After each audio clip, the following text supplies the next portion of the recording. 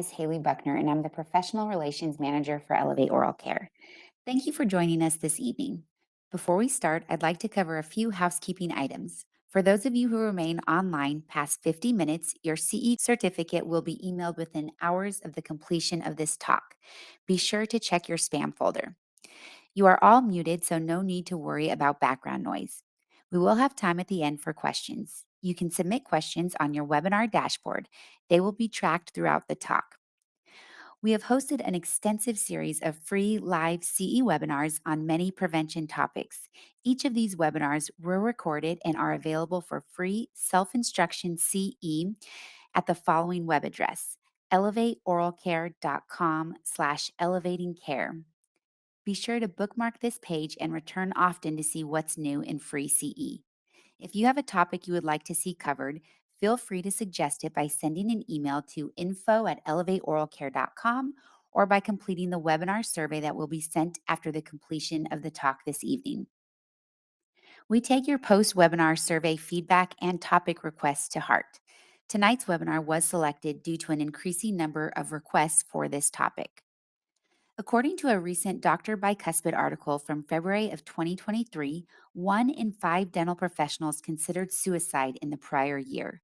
We know COVID created tremendous stresses in our oral health sector.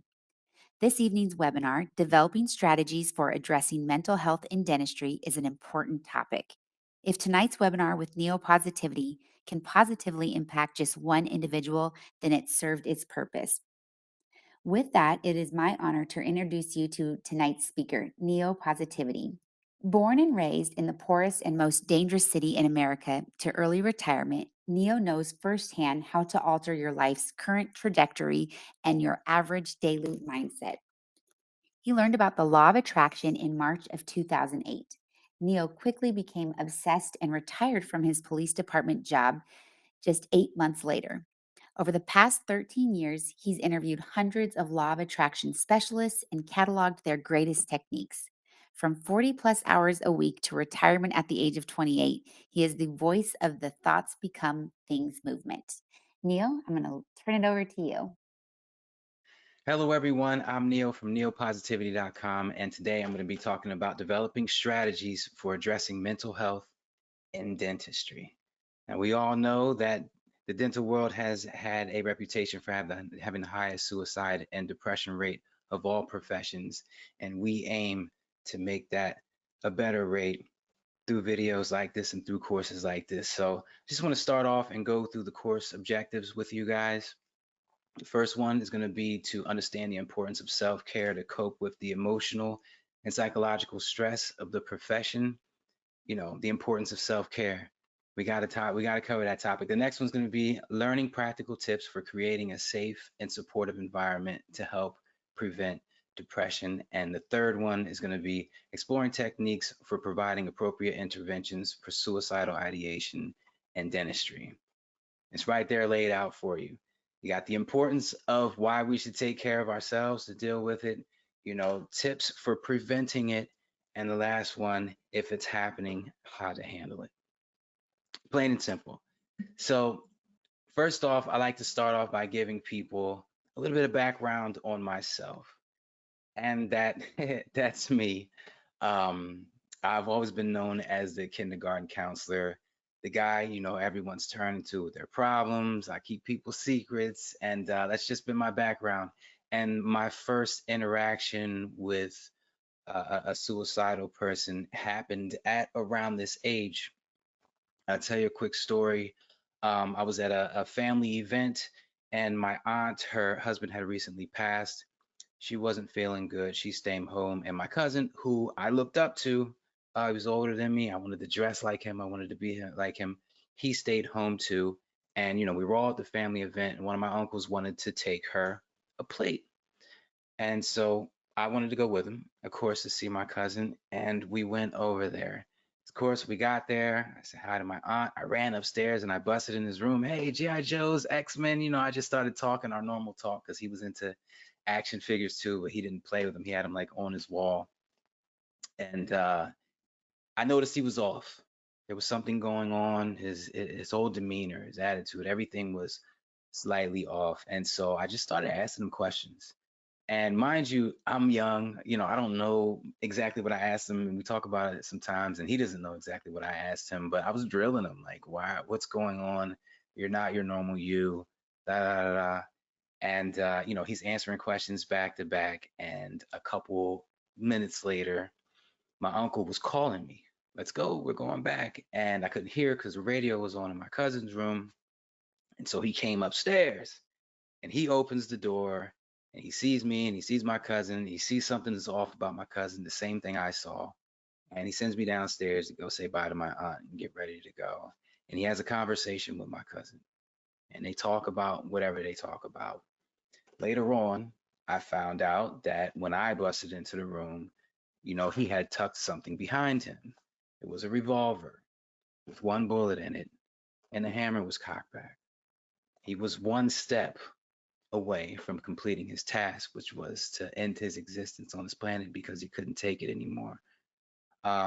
It turns out I had talked him out of that, and he gave, the gun to my uncle. Mind you, we lived in the hood, Camden. It's the poorest and most dangerous city in America, and it's very easy to get a gun there. You can go to 7-Eleven and buy a gun for $100.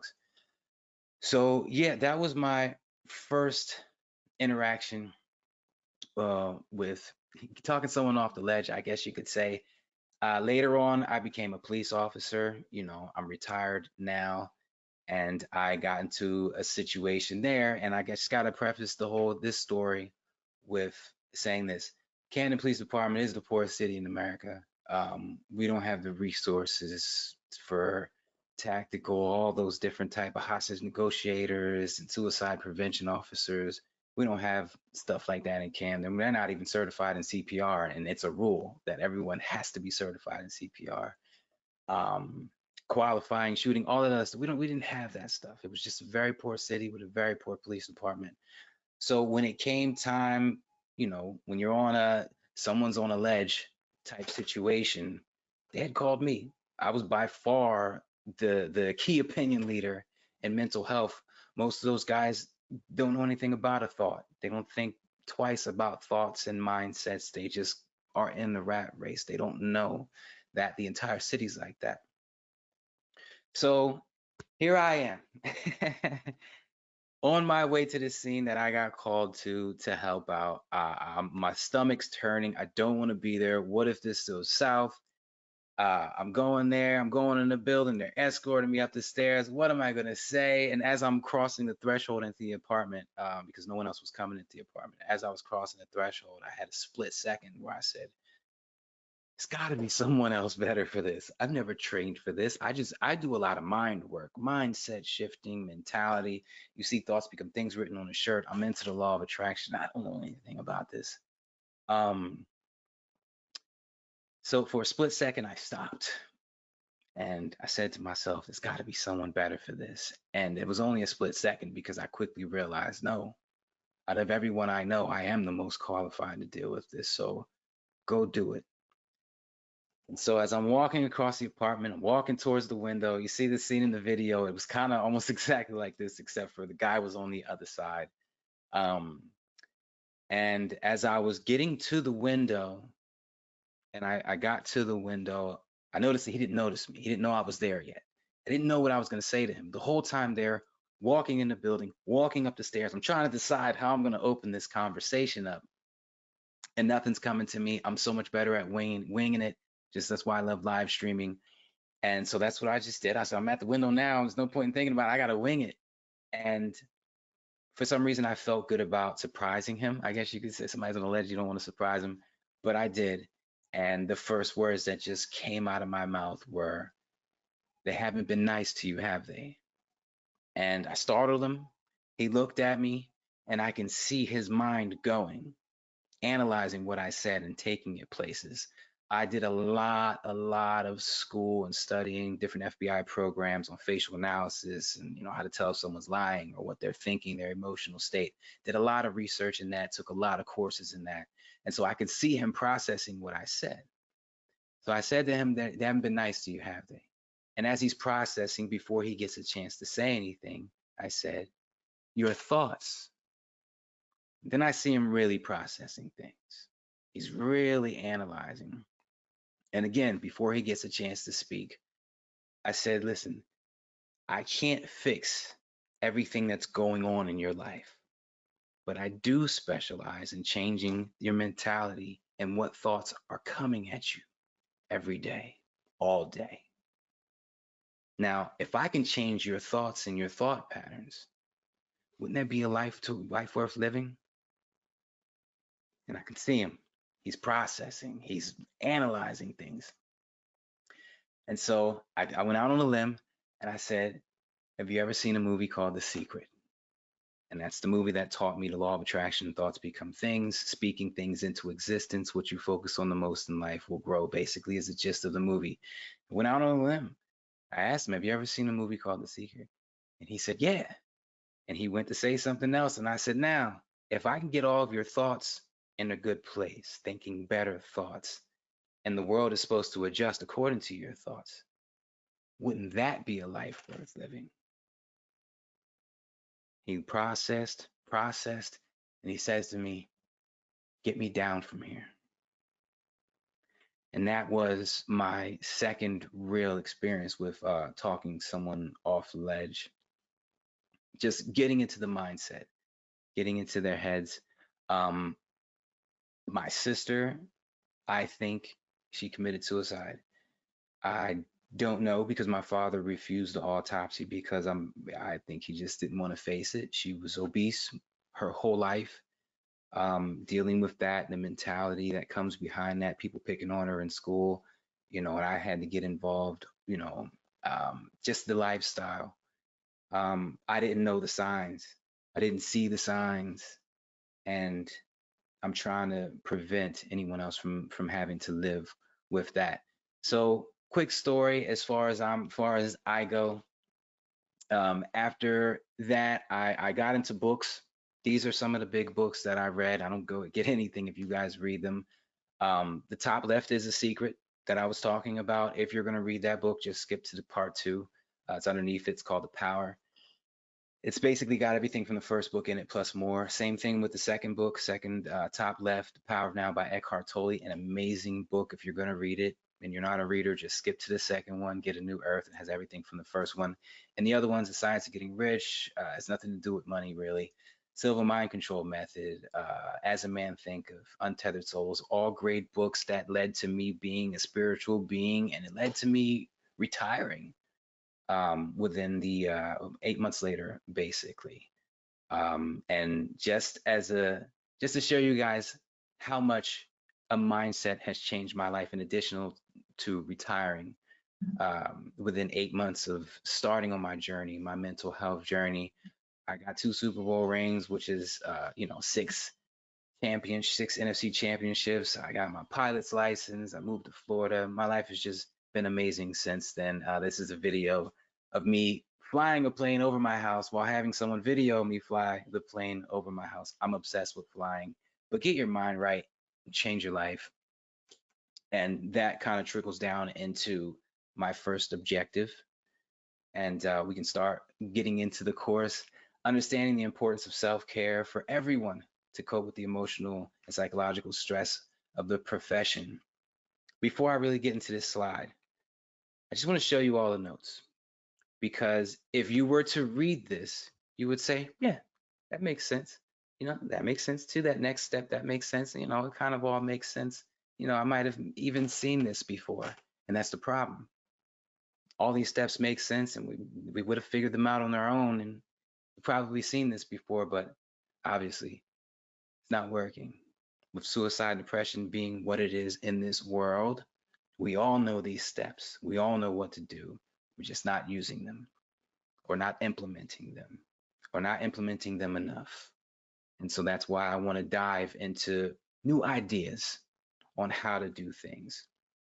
So the first area and the first course objective, is understanding the importance of self-care. And the number one important thing is the suicide rate, keeping you alive, keeping you on this planet, keeping you here, because there's so many more people depending on you. There's so many more people looking up to you than you know. your family, your friends. I've been in situations where someone posts something on Facebook and another person who didn't click like, who didn't do anything is now mimicking that person because she's a successful doctor. She's on the beach living the great life that this other person wants to live. And this person is using just that picture, screenshotted it, put it on the home screen of her phone. There are people using your inspiration that you don't even know. Your reach goes far and wide. So obviously keeping you on this planet and keeping you in a good, better headspace is like the number one important thing. Like let's just lean into that. We have to work together. That's a huge part of this. We can't work together if you're not here to help me and I'm not here to help you. A lot of people get into these modes because they feel like they're alone. They have a best friend at work and a best friend outside of work. Great relationship with their parents, still feel alone. I've been there myself. Working together. The next thing that makes this so important is effectively managing a patient's expectations. And that's huge, okay? To be able to respond to a patient's needs and concerns in a positive manner. That is, the funny thing about that is, how are you going to be positive if you're over here depressed, putting on a fake smile? You don't really want to be there. How are you going to put on a pot? And I know people go through their lives and people may be living in depression right now or have suicidal thoughts right now. And then they go to work and they smile and they put on that show in front of their patient. You're not fooling them. And if you are, why fool them? Why not get to that better headspace? So when you smile at your patient, you're giving them a legitimate smile. And even if you're fooling them energy wise, I know a lot of people aren't into vibrational frequencies and things of that nature, but everyone knows the word vibe. What's the vibe of the room? Vibe stands for vibration. And even if you do fool them, your vibration is interacting with theirs and they're getting it, they're feeling it. Okay. You can't provide a positive environment or speak in a positive manner if you're going through all kind of situations up here that could be addressed. So effectively managing a patient's expectations is huge in that way. To be able to provide the best possible care for the patients. You can't give your all if you don't have your all. It is what it is. When you're in someone's mouth with a sharp object or a drill and your thought foundations are your crumbling marriage or your financial situations, it is what it is.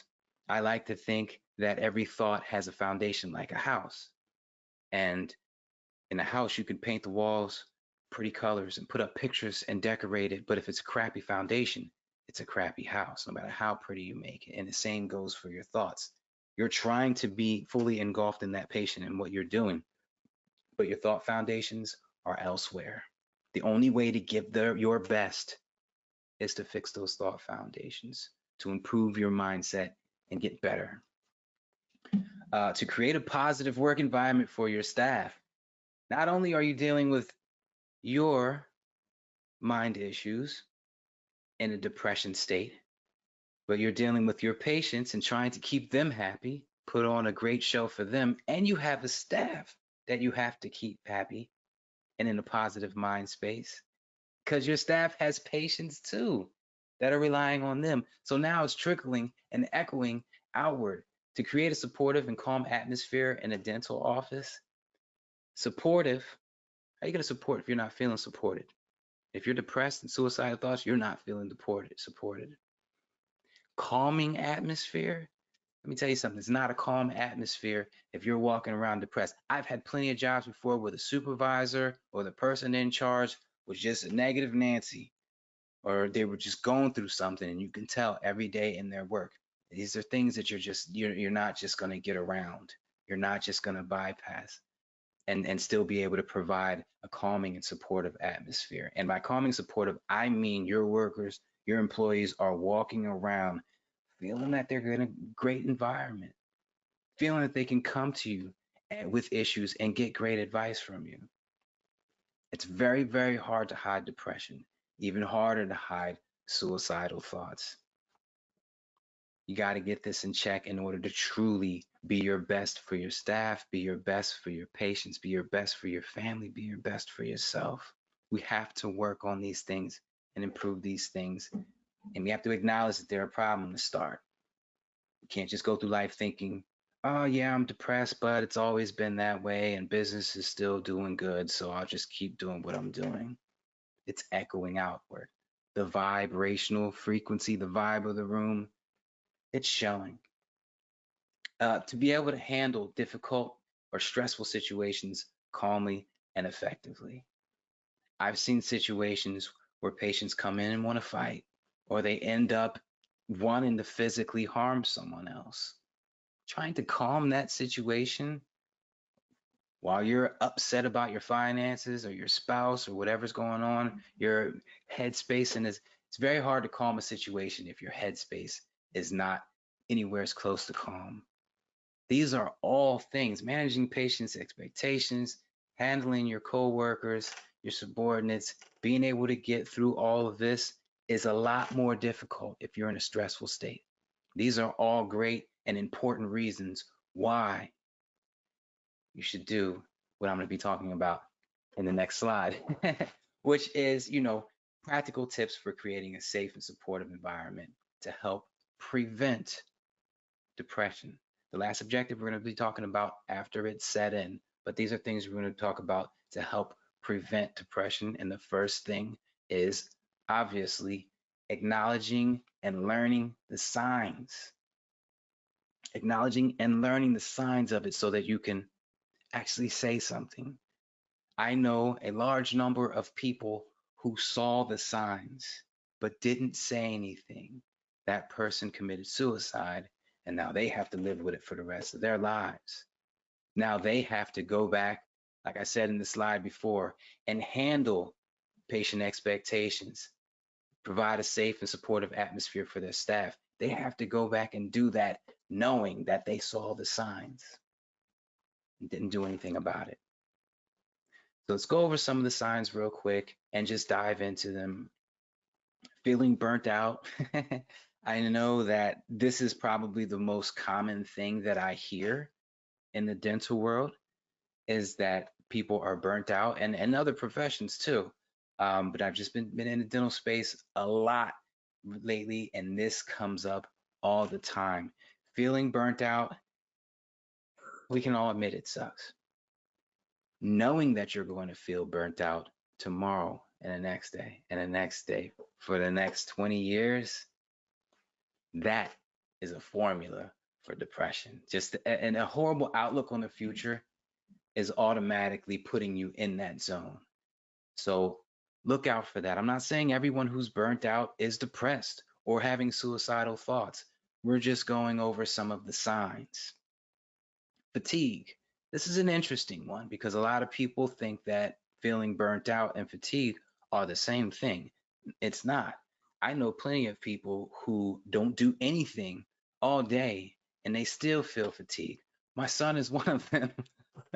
I hate to put it like that, but it is what it is. These are two different things. Being overworked, having too much on your plate, you can still drink a lot of coffee and have a lot of energy, or just, after work, you're jogging and you're healthy and you're taking supplements. But feeling burnt out and feeling like you don't want to stand up because you just don't have the energy, no matter how much coffee you drink, and you don't even have the energy to work out. You got kids and you got to make dinner and you got finances to deal with. Your car broke down at the red light a little bit, scared you. So much going on. You add fatigue to that. Now you have a really, really, really, really, really down outlook on the future. And like I said, if you want to, it was one thing that's going to cause depression and cause it fast is when you know that tomorrow and the next day and the next day and next day are also going to look this bad. That's when it really sets in. So recognize the feeling burnt out. I know a lot of people are on that. Fatigue is with that too. I'll reiterate, these two things don't mean someone's suicidal. These are just some of the signs we're going to look out for. Someone that's always venting or being the office's ticking time bomb. Everywhere I've worked at, there was that one person that was always complaining about something. And sometimes it was a different person. Sometimes it was that person that was just the ticking time bomb. They were in the corner and everyone knew not to bother Sally because she blows up sometimes. And it's sad. It's sad because you want to help that person. And sometimes you want to say something to that person, but you saying something to them is going to be what sets them off. So you might not. You might just let it be. Maybe you don't want that person venting to someone else about you checking up on them. Who does she think she is, checking up on me like she's some kind of psychologist? Whatever the situation is, these are signs to look for. Mentally checked out. We've all seen people who are mentally checked out. They just don't want to do it. They might not feel burnt out. They might not be fatigued. They might have energy all day. They're just checked out. I don't want to be at this job no more. I went to hygiene school for all that time and now I'm stuck here. I just want to get a new job, or what am I going to do? Where am I going to go? That feeling of uncertainty for your future definite definitely adds to the formula that causes depression. So look for that. Someone who's just checked out. The thing about someone who's checked out versus someone who's burnt out, someone who's checked out mentally, there's ways to pull them back in. There's ways to say, hey, da da da, change their mindset. Now they're looking at their job with some appreciation versus someone who's burnt out. Their schedule's full for the next month and they know it. Once again, your outlook for the future is poor, recipe for depression. Self-medicating. The medical field in particular, all of the medical field has a high self-medicating rate. I actually heard once that I heard that if you walk through a supermarket, 90% of the people are medicated somehow, self-medicated on some kind of prescription, Vicodin, Percocet. It's just the state of the world these days in life, and everybody just wants us to accept that. And self-medicating is a whole nother video for a whole nother time. But if you add all these things up, you have somebody in your office that's experiencing all of these, dialogue needs to be started. Somebody needs to talk to somebody, and we need to get things rolling before it's too late. You don't want to be that person that saw the symptoms and now they committed suicide, and you have to live with that for the rest of your life. You and the rest of your office have to live with the rest for the rest of your life because you all saw it. Okay? Creating a supportive and safe environment for depression. Now, part of this is developing skills for creating an effective suicide prevention plan. Prevention plan, a preemptive strike against it. So this is a huge for me. I love morning huddles. I love morning huddles because you set the I'm an athlete. You set the tone for the game with the first play. All the meetings, speeches, interactions, every conversation I have, you're setting the tone with your first words. Of course, your appearance as well, but that's just me in a meeting. But setting the tone for the day with a morning huddle is an amazing thing. Some people do huddles once a week. No, they need to be done once a day. I may say this again. People say take life one day at a time. You know how many things can happen in a day? You take life one moment at a time. And that's how I feel about these huddles. You can't do them once a month, once a week. You need to get them together every day. And it can't just be a huddle where it's like, Sally, I got to complain about you yesterday. Jeremy, you said the stats were down. We need to raise them. These morning huddles, yes, you do need to get certain points across, but they need to end with some kind of flair, some kind of morale boosting. I like to use inspirational videos, and it can't, and I'm not talking about Tony Robbins, go get him, Tiger, and Deepak Chopra, Esther Hicks and all that other stuff. I'm not knocking them for what they do, but when I ask people who have been to a Tony Robbins seminar to give me something he quoted, nobody has a quote. Same thing with that. Nobody can even quote what they're doing because what happens is they go home and get that bad email and everything they learned from that motivational speaker goes right out the window. That bad news, that bad phone call pushes everything they learned right out the window. And so if you're going to play an inspirational video at the end of your morning huddle, Let's say you got a 15-minute huddle or a 10-minute huddle. You play a 2-minute inspirational video at the end of that huddle. What you're going to do is have a video that is not only inspirational, but it has to have a mental exercise in it, or what I call a mental exercise. Something for people to do throughout the day, a mental check-in. Mental check-ins are amazing. You're walking down a hallway, no one even knows you do it. You just stop, you wake up to the moment. I like to rub my fingers together. I'm in the present, rubbing my fingers right now. I wake up to the moment. It provides a sense of appreciation. I'm here. I know people who aren't here. There's a cemetery full of people who aren't. It puts you in that mode.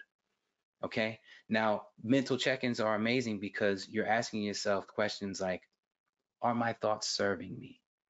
All my thoughts that I've been thinking today, have they been serving me right? Have they been depression? Have they been lack feeling thoughts that are going to produce more depression and lack feeling moments in my future? Or have they been love and fun filled? So people can see it radiating off of me. And you guys know when you see somebody that's just super positive, you're like, man, I want to be like them.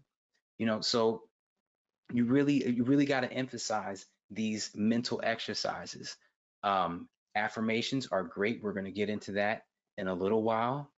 Um, Anything you can do throughout the day as far as a mental exercise should be in these videos. And where there's a need, I fill the void. I have morning huddle videos, 2, 3, or 4, shameless promotion. Sorry, not sorry.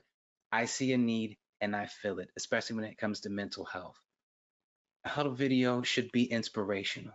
It should lift everybody up, and there should be some kind of mental exercise in it, some way of rewording something, some kind of mental check-in where everybody can use throughout the day. And this is a perfect example of that. Accountability partners. I am a huge fan of accountability partners. I have a couple through text message. I have some online, Facebook. I have some on email because I want to be reminded throughout the day as often as possible to do my mental check-ins. And that's what an accountability partner is. And I'll give you an example. Uh, Jane and Jamie are in the office, and once a day, they say to each other, have you been doing your mental check-ins today? What affirmation have you done? Or have your thoughts been serving you today? Just a quick reminder. Just a quick reminder to get right mentality wise. And then that person reminds. So once a day, you're each reminding each other to do some kind of mental exercise. And if you forget to do that today and that person comes to you, your accountability partner comes to you and say, hey, have you done your mental check-ins? Have you done yours? It's effective. Right at the same time. It doesn't have to be 2 separate times. You got to be loose with this because it's new, but it's fun and it makes you feel good. I can't count on one hand the amount of times that I've done a mental check-in with somebody. Hey, have you done your mental check-ins today? Yeah? No? Oh, get it done. All right, I got to get milk on the way home. I forgot to do mine. And so when they ask that question back to me, oh yeah, it's an amazing thing. Now, let's say you have 2 besties that eat lunch together, da da da. Office leaders, assign them as accountability partners. Just remind each other throughout the day. Let them stick together. But that's not even accountability partners 2.0. What I mean by accountability partners 2.0 is basically implementing a system. Let's say Jane and Jamie are best friends, they're accountability partners, and once a day they remind each other. But let's say Jamie starts to show signs of depression, that burnt out, that fatigue, that ticking time bomb, that always complaining about stuff. She starts showing signs that she might be going to a darker headspace. Now, Jane has to make the decision of when to tell the office's liaison, let's say, about this so that they can step in and take action before it gets too late and she loses her best friend, because it has happened and it will happen if someone doesn't step in. Well, the chances are, you go with what you want to as far as depression and suicide rate in dentistry. So we're going to now, and I know there's a connotation behind snitching. So it's not, you can't think of it like you're telling on that person. You're giving them help so that things don't get worse. In my police department, and I want to use this as an example, in my old police department, I should say, If you spoke up about any of this, you were feeling down, depressed, sad, burnt out. If you spoke up about any of this, the first thing they did was punish you. And how they punished you was they take your gun from you. And now you're known as being on the rubber gun squad, and everybody in the police department knows it. And you only get on the rubber gun squad if you have a domestic violence issue or you're going through something mentally. So now you got your whole police department looking at you like you're a quote unquote nut job or a crazy person that's going to get suicidal. Right there, your reputation is tarnished. Even if you get your gun back, full bill of health clearance from a psychologist, everyone's still going to look at you like that. And they're going to doubt whether you have their back or not, whether you're going to be scared to run into that building and chase the bad guy in there. That's just one. The second part that you got to kind of get, I call it punished, is it ruins your life in a sense that we worked 4 10-hour days a week, 4 days a week. Once you go in the rubber gun squad, you're now working 5 8-hour days a week. I was a midnight worker because I preferred it, and I had to get my kids. I was a single father. I had to get my kids on and off the bus every day. I needed to be able to put them on the bus. I couldn't be at work from 9 to 5. And so for me to go on that schedule would totally ruin my life. Not only is adding an extra day to my work, but everything else. So when a department gets in the sense of ruining your life for speaking up, it makes people want to stay quiet. And I bring that up now for the leaders of the department to make this a situation to where when you learn that such and such person is having some anxiety about some situations and their friend is reaching out to you, it needs to be a comforting interaction. It needs to be the farthest thing from punishment that you can think of. This person needs to know that you got their back and you're here to help them. Nothing's going to change. And then you bring someone in like me to further emphasize some of these techniques we're going to be talking about in the next couple slides to prevent this depression and handle it after it's set in. That's Accountability Partners 2.0. That's taking it to the next level. That's really helping somebody. And it's not, don't see it as snitching. And office leaders, make it so it doesn't feel like snitching to the person who spoke up, so everyone else doesn't feel like a snitch if they spoke up. And make it so the victim in this situation that's having these thoughts feels like it is good to step up and speak about it. Because then that is an example for everyone else to step up and speak about it when they feel that way, as opposed to just let it linger. So morning huddles are amazing. The morning huddle video to set the tone for the day, like you set the tone for every conversation in every meeting, you must set the tone every day for your office. I love putting a video at the end of the morning huddles just for that. And having accountability partners is a great way to kind of keep an eye on each other and do temperature checks on each other.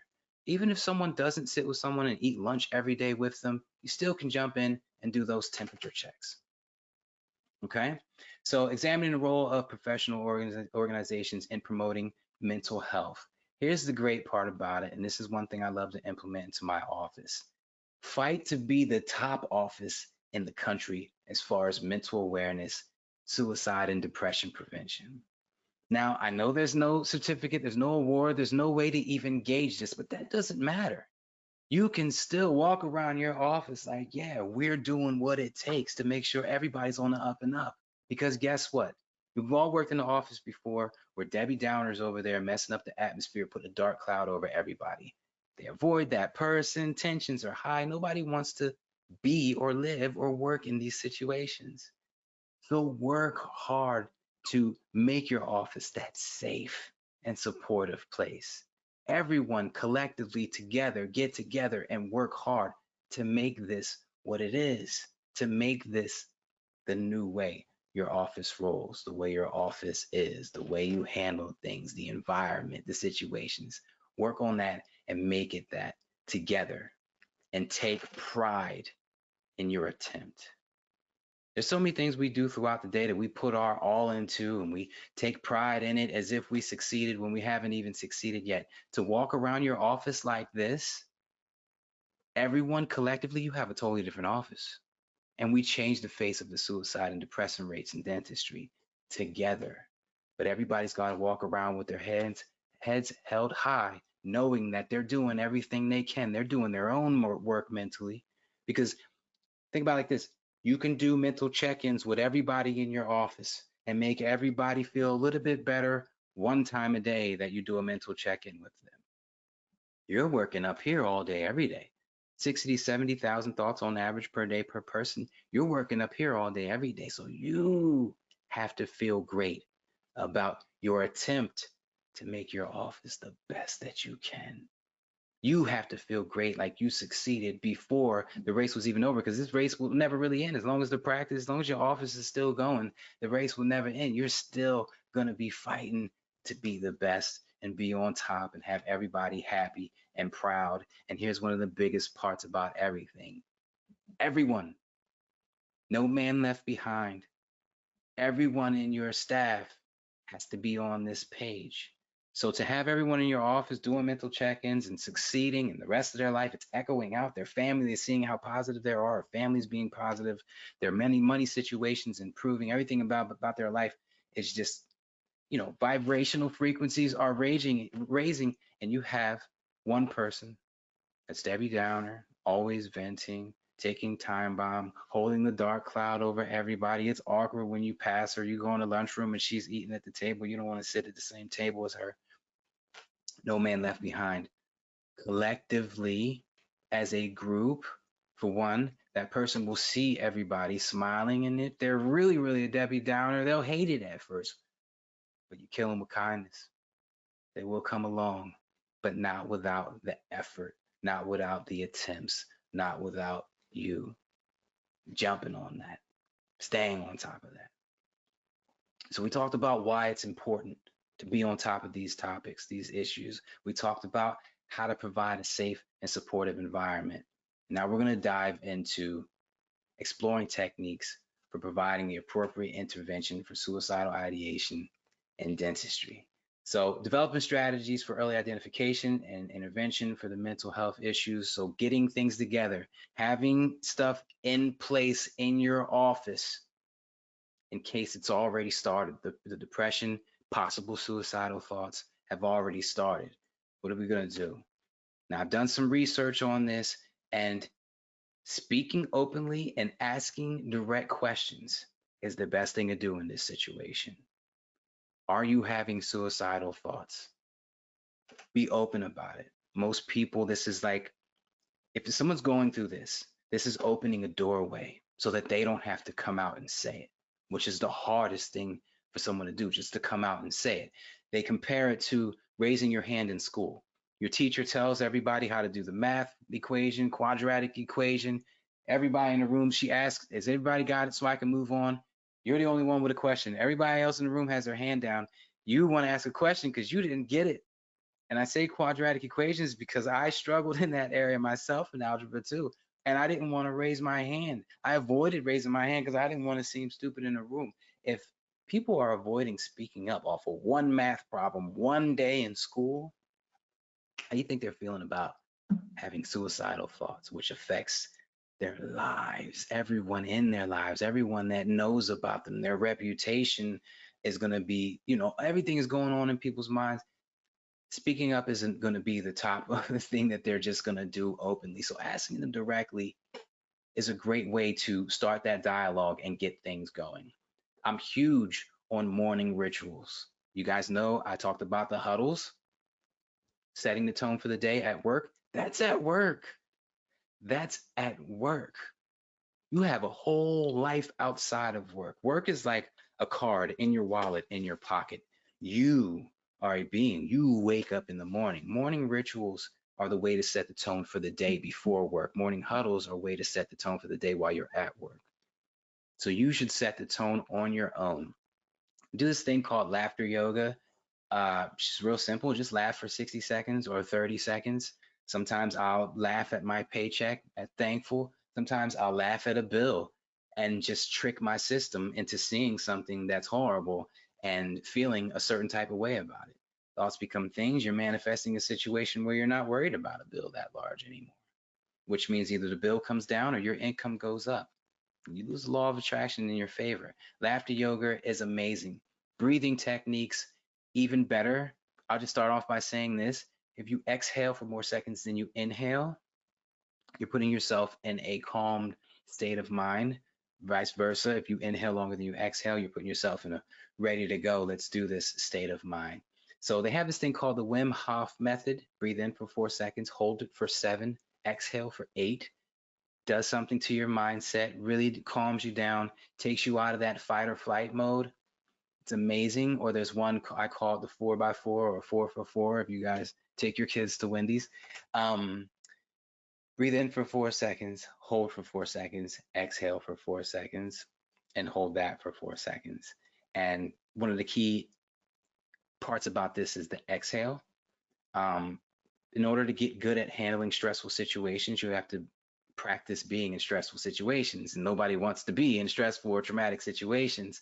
So if you did want to work on that, one thing about exhaling all of the air out of your body is you go into panic mode real quick immediately. Get that air back. Hold it. Relax. That's a good way to practice. Breathing techniques are amazing. Make sure you guys implement them. Affirmations are amazing. I don't get out of bed without doing 100 affirmations. I have these clickers. Purchased them for $2.99 online. I just click them. I got one by my bed, one in my bag, one in my car. I used to use the bigger ones just to make sure at the end of the day I look at it. 74 affirmations today total. That's how bad I wanted my life to change. I can do better. 60 to 70,000 thoughts today, and I did it 74 times. That percentage ain't where it's at. But what I love about affirmations is, let's say yes. Let's say you say yes 10 times. Yes, yes, yes. By the third time you say it, you're smiling. By the sixth or seventh time you say it, your brain is throwing at you reasons to say yes, yes, yes. And it's just an amazing thing. Total mindset shift. You're setting the tone for the day with that type of affirmation. It's just a beautiful thing. It is a beautiful, beautiful thing. Mental exercises to do outside of the office. Affirmations are all great. So I implement them throughout the whole day. Laughter yoga, breathing techniques, I do them.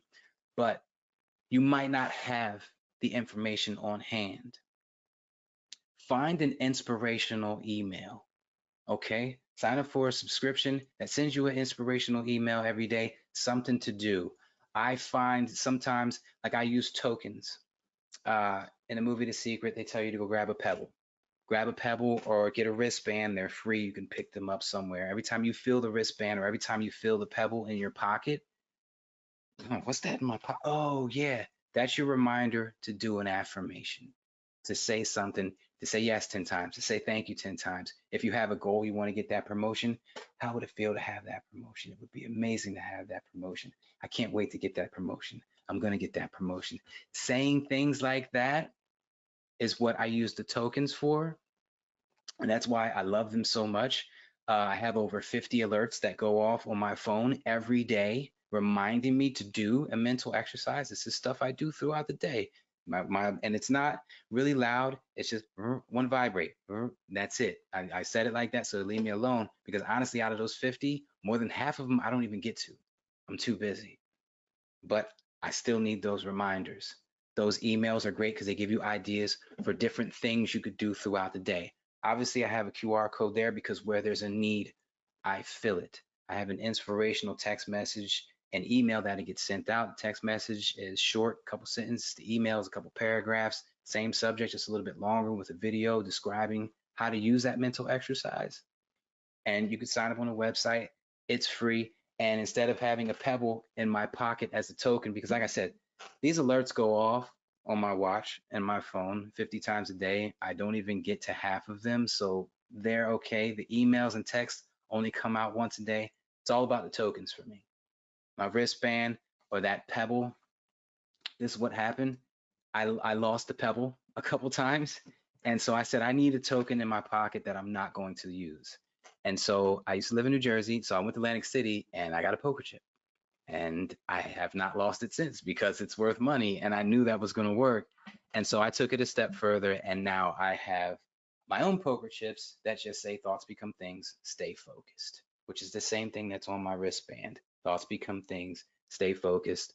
You guys know you could pick that up. Obviously, scan the QR code and go to my website and get your tokens. But even if you don't get those, go outside and get a free rock off of the floor or find a free wristband somewhere. And every time you feel it on your wrist, stop and be thankful for something. Do some kind of affirmation.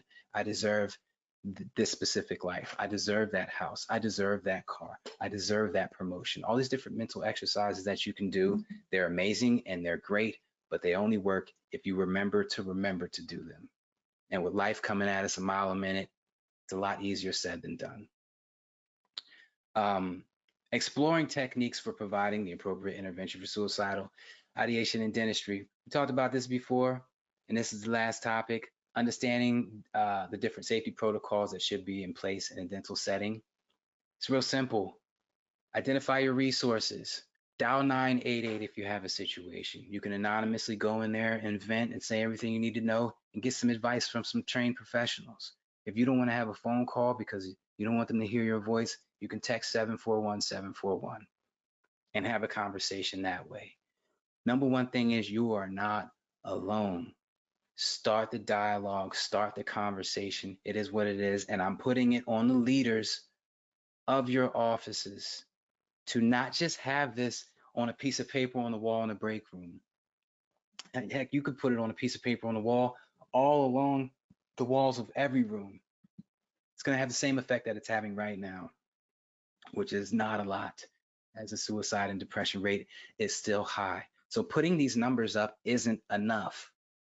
Okay, letting people know that it's a safe environment, bringing people like me in once or twice a month to reiterate some of these mental practices. Because what I love about these mental practices and why they're so effective is the brain is a muscle, it has muscle memory. The more you think an idea, the more your brain is going to start to think that idea for you throughout the day. So bad ideas get worse and more frequent. Good ideas get better and more frequent. So I reemphasize affirmations, affirmations, affirmations, repeating things over and over again. If you guys watch different artists like Floyd Mayweather, people don't like Floyd Mayweather, but when he's hitting the bag, he's saying affirmations the whole time. He's putting a thought in his mind and it's becoming his reality, and his mindset is getting better. So having the morning huddles with an inspirational video is a way to implement more positivity, more mindset shifting, encouraging that they do morning rituals, more mindset shifting, more mindset shifting. The brain muscle memory is working. Bringing someone like me in on a regular basis, it doesn't have to be me, to speak about these things, different mental practices, things we could do throughout the day that no one even knows we're doing.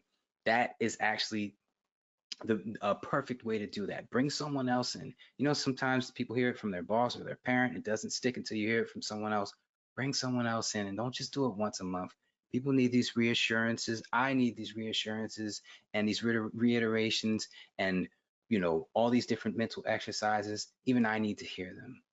So the emails and all the other stuff might get overlooked. I'm leaving it on the office leaders to make sure the environment is open for people to reach and do these things. Exploring different type of interventions and treatments available for suicidal thoughts and ideations in dentistry. This is once again on the leaders. I don't know your office. I don't know the situations that are happening. The leaders need to step up and Google search and customize for their office what exactly is needed to help improve the dynamic and the culture and the mindsets of everyone in the office. So with that said, I'll put these books up again. These are some of my favorite books, and I'll add my QR code in the middle while I take questions for the rest of this. Thank you for your time, and stay safe and stay positive. Thank you, Neil. That was a great webinar. Thank you. Thank you. So we have some good questions come in.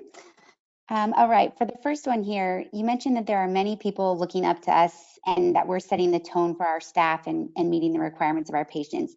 Those are important, but those can be the things that can cause stress. Do you have any specific suggestions on how to manage that stress? You know what? I think it's all about perspective in that case. If you see a bunch of people looking up to you as a stressful thing, I mean, it just that is what it is. But sit in it, enjoy it. Your kids are looking up to you. Lead by example, and because it's not going anywhere. It's definitely not going anywhere. And trying to turn a blind eye to it isn't going to make anything better. You might start shutting people out who are looking up to you.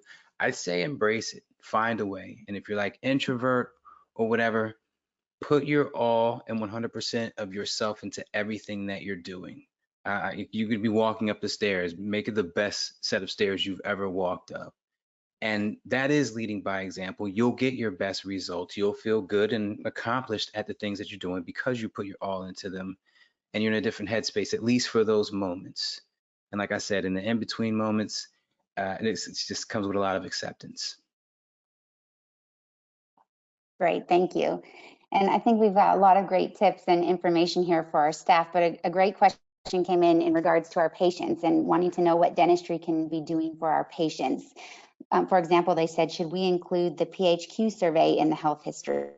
And this person said, please help us help others. So what can we be doing more for our patients as well? Well, I mean, all the surveys and things like that are great because you get to get into their minds. But for me, it's about atmosphere, and I guess you could say ambiance. Um, when someone walks into a dental office, everybody knows what's already on their mind. You know, the drilling and my temperature's raising right now, thinking about it. Finding ways to eliminate that to make people happier. There are certain scents. There's a guy that sells these scents for people to smell when they first walk into the office, things for people to see. Make sure everybody's smiling. I've been to a bunch of front offices where the first person that greets you at the door is not having a good day. And so just working on all these little things. And when you have them back in the room and you get a chance, I would go deeper with the talk. For me, I'm always wearing a shirt that says thoughts become things on it, and people just seem to automatically look at me different. Like, wow, he's really, whatever they say, he's really dot dot dot. It's a good thing. And for you to have a nice positive quote on the wall or to bring it up while you're treating them, just in conversation. Those are the type of things that you do to have them look at you in your office differently, and then you feed into that conversation. They find out that you're into the type of stuff that they're into. Next thing you know, they're looking at the office like a whole nother different visit, a place that they actually want to go to. It could even seem therapeutic to some. I've actually seen that. So yeah, those type of things, just keeping them in the mind frame that you want for them to be in. Find a way to get them there. Find a way to keep them there, and it's not as hard as you think. Great, thank you. Also, a few slides back, you mentioned that if you feel someone is having these suicidal thoughts, to not be afraid to speak openly and ask direct questions. If that person kind of shuts you down quickly, how do you go about proceeding with that person? This would actually be a case by case situation because you don't want to pry if someone doesn't want you to pry, but then there may be people that are crying out for you in their minds to ask them more. If you're not equipped to handle this, as in you haven't done your studies and like YouTube videos, if you're not really into this, you're not certified this, that, and everything. That's why I suggest that every department or every office has some type of liaison that, like I said, you can go to and say, hey, Jan is feeling this type of way, and Joe is feeling this type of way, and I asked him about it, and he kind of blew up on me. I'm bringing it to you. It's out of my hands. And then that person would call in somebody like me. And I wouldn't suggest calling in a depression or suicide prevention or a psychologist or a psychiatrist. That could be offensive. It could be viewed as overly aggressive. It often is. But for someone like me, like, I don't consider myself a motivational speaker because when I get done speaking, you're not like, oh my God, I'm ready to take on the world. Most of the people more like their jaws on the floor, like, oh my God, I didn't know that. Like, I have control. So someone like me to come in just calm, level-headed. I'm not life coaching them. I'm just talking, and that's how we do it. We're two people having a great conversation, and they feel better at the end of it. So that's what needs to happen. That person needs to talk to someone else, preferably outside of the office, because like I said earlier, when your boss or your parents or your brother or your sister tell you something, it's whatever, but you hear the same exact thing from an outside source, and it kind of sinks in. Find someone who specializes in making things sink in, like me, and get them on the phone with that person. And make sure, like I said earlier in the segment, make sure that whoever you have them talk to is going to leave them in a happier space, and not just happier, but like, wow, I'm glad that person took it to the liaison and got me to talk to that person, which in turn has everybody else in the office saying, wow, she needed the help. She got it. She feels great. Nobody's like talking about her behind her back. Morale is up. I've been going through something too. Maybe I should talk to so and so, neo positivity. Then it becomes a thing, it becomes a thing where the whole office's dynamic changed. I've seen it happen. I've made it happen. The situations where I'll speak with an office once a month and then have a 1 hour session with everyone in the office every month. If they need it, if they don't, they don't. And those type of things change the entire office, the whole dynamic. And that's why I do what I do. Sure, I bet that does make a big difference in those offices. Yeah. All right, we're going to wrap it up here with our last question, which you kind of touched on briefly here in that last response, but you gave so many wonderful ways to keep our staff feeling better. But what happens if it's us that ourselves that are having some trouble? What tips can you help us for anybody on that this may be affecting themselves personally? First thing is, you're not alone.